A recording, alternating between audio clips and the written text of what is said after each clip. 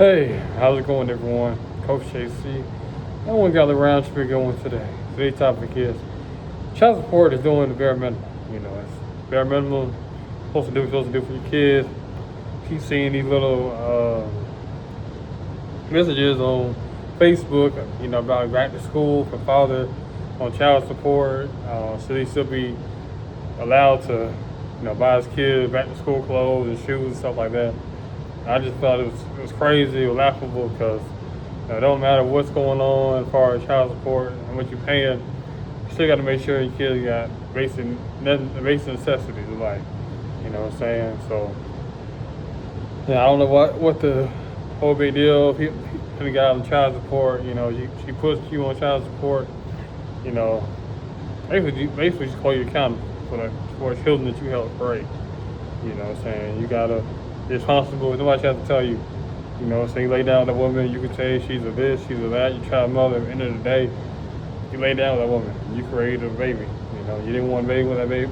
You didn't want a baby with that lady. You didn't want a baby with that woman. Why are you laying down sleeping with her? Common sense. But see, we keep thinking with the wrong heads, men. Out here making kids and breaking up families and stuff. And it's a result. You know what I'm saying? But like I said, child support is doing bare minimal.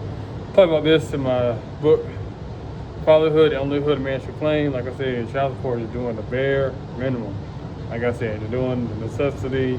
Child need clothes, shelters, food, love, support, all that stuff. You got to provide that. You got to be more than just a financial piece. That's why I do talk about that in the book too. You can't just be, sending out money and stuff. Your kids need your warmth, you need your presence, you need your affection. All that stuff is very important to kids, their development. They need to see you every now and then go to some kind of dance and some kind of school event, some kind of thing going on in the projects. You got to be involved. Don't get me wrong. Maybe we can be workaholics, and that's me.